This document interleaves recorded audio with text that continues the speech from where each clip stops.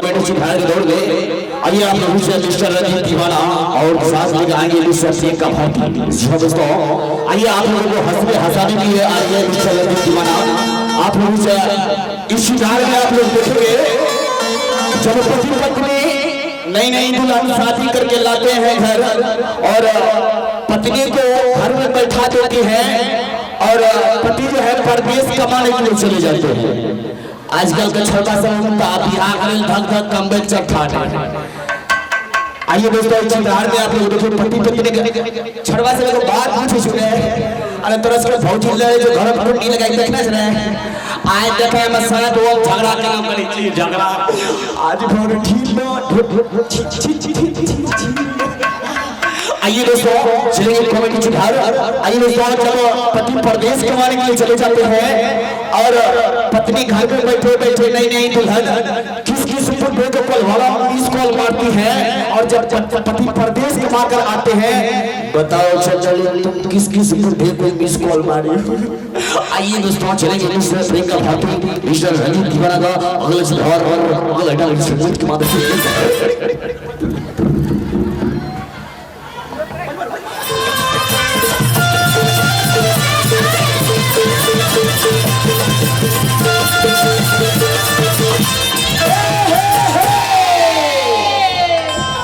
शंभू बाबा यही होली के महीना में एक जानी के मर्द बेचारा 2 साल पर आयल बा। गांव में बड़ा हाला होता कि ओकरा मेहरारू के 3 महीना पर लड़का हो जाता। जेने जेने जाता लोग कहता का होता रे मौगी के 3 महीना पर लड़का होता। 3 महीना पर केगो लड़का होता रे उहे तो पूछत रहे मेरे फारे में बर्बाद करे करे ही बताओ कि गांव में हमार शिकायत हमार मोच कटवा के छोड़ देने बड़ी आज तरह के बिना मुंह ना छड़ा आज माए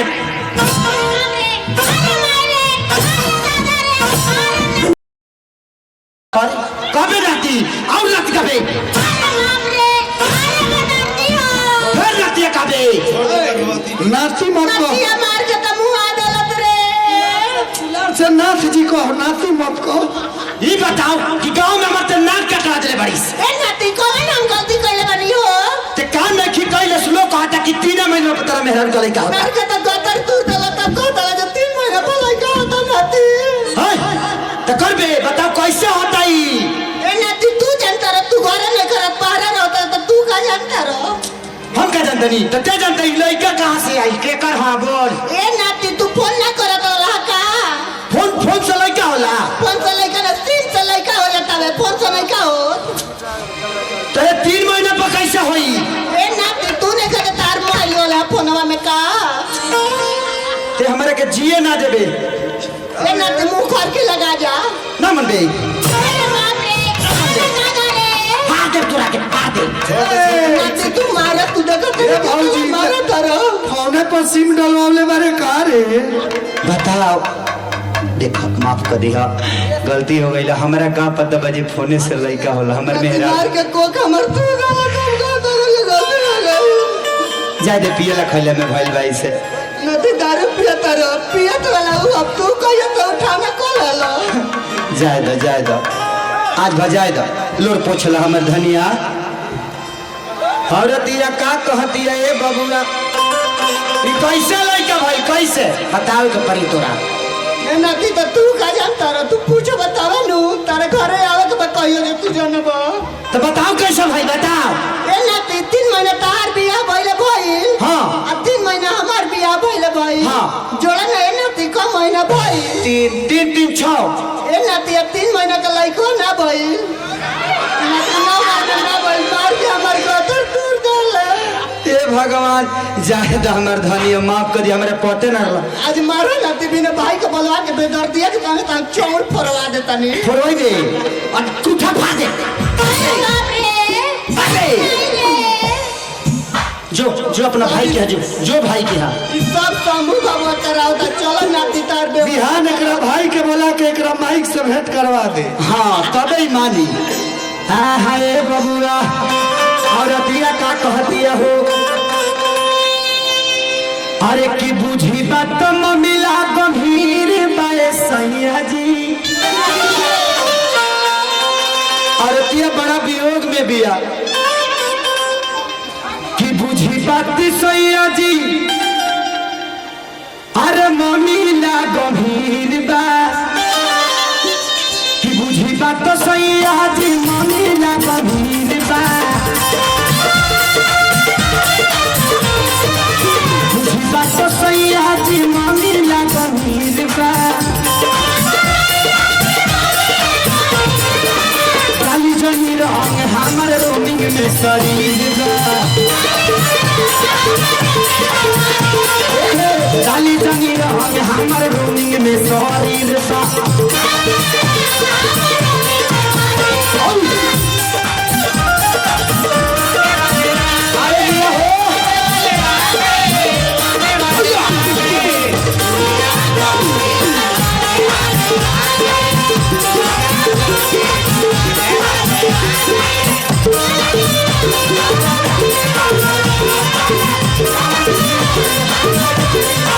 ए राजा जी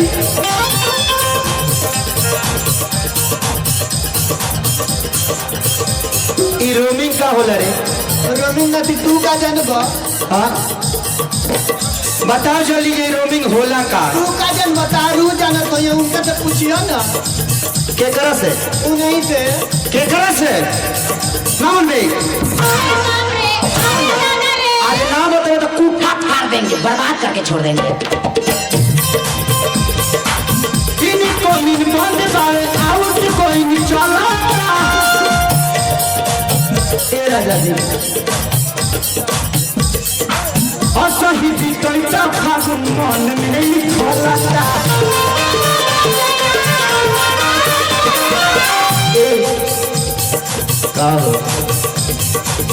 इनको मिन बंद बारे आउट कोई नहीं चलाता डाले लोग राजा पीछा कारी ताहर होलाता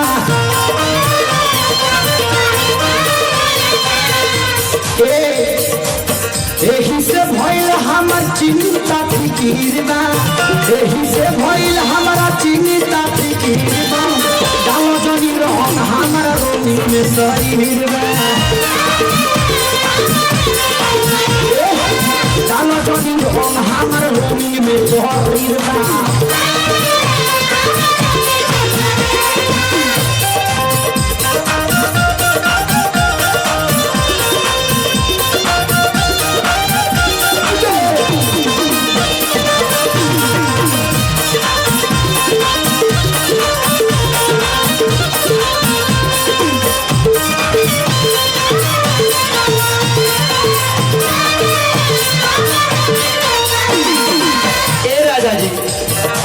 कहतिया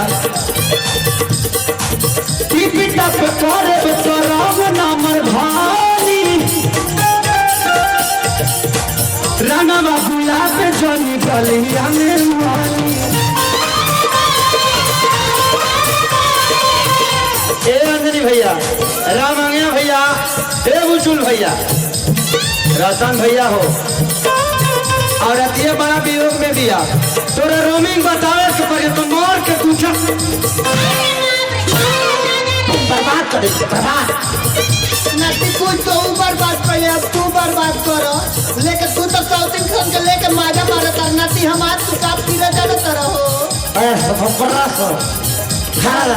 बर्बाद करबो बर्बाद आज भजाए द करे जा काल से ना जाइए आज भजाए दो ढेर दिन पाइल बानी पिता पे करबो तो राम नामर भाई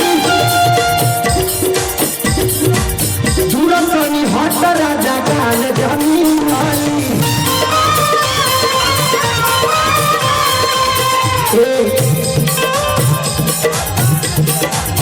कहे रहुआ मन बोला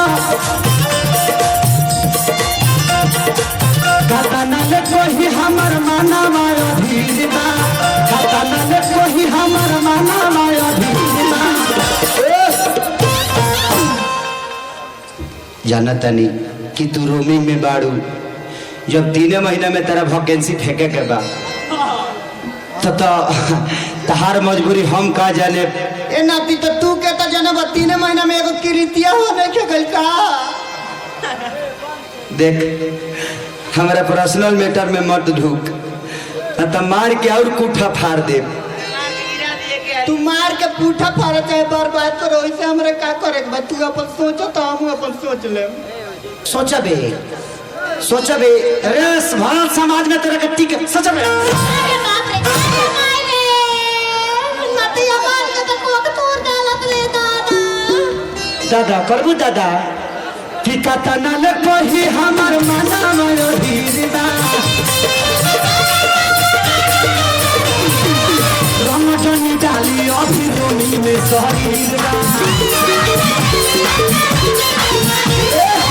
रमजनी डाली हमर रोनी में शरीरदा।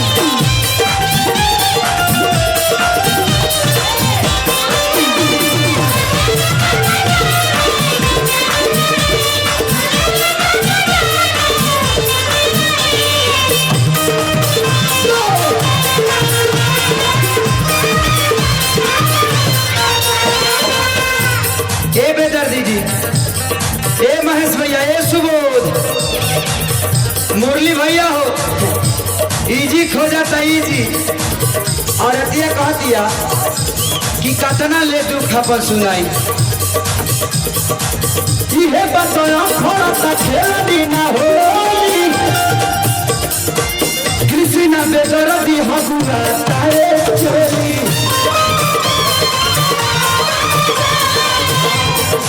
ते रोमिंग में हमारे के फोन कर देला। फोन कहाँ से करी, पहले तो मैं नया ही आला ना जाही आला। कुछ नहीं के बंद हो गई ना। पैसा जाती सब तो ले लेके चुप रहा, ऐसा धोया होता है अपना। ना मत हार दे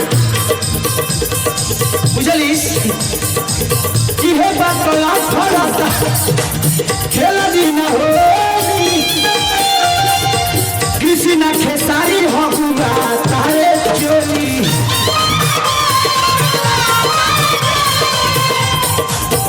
अभी हो कहे लगल, अभी तक ले तो घरे दुआर के लोग कहता ला इहो कहे लगल कर नाती कहबे नाती कहबे कहबे नाती बर्बाद कर दे। बर्बाद कर तू बोधवा के पेट में रह तू। ओह सब तरह के सिखौले दिया मोलती आता है वास्ते करता नहीं तो आजा। प्रभु कर दे व्यवस्था। काल तोरा भाई के बोलवा के तोरा नहीं घर भेजे। ए नाती हम अपने से चल जा, तू अपना पेट में रह। चल जाइबे जाइबे ते अपने से हमरा बुझाता ते खेलल खाइले समझले नहीं तो बियाह ना कर जरा। ए नाती हम चल अभी बता के 2 महीना में छोड़ के चल गए। जाइबे छोड़ के 2 महीना में। ना सब कहता संगे नाच में ना चला झूठा पैसा तो का करती है नाती। जब हमारा लगता तो अरे लगता तो का करती। से ना मनबे ना मनबे ना माने का करबो मनबे ना माने ना मनबे।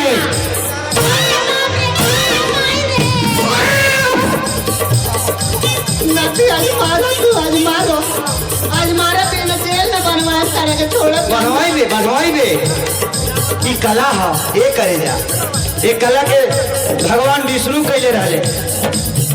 हमनी के हिंदी फिल्म के भगवान जेकरा के कहल जाला बच्चन साहब उहो कला के कैले रहले। गोविंदा जी पृथ्वी माई ना चली दुनिया ना चला तेर कलाकार रहती तब न जानती ते तो। अरे बाप रे माय रे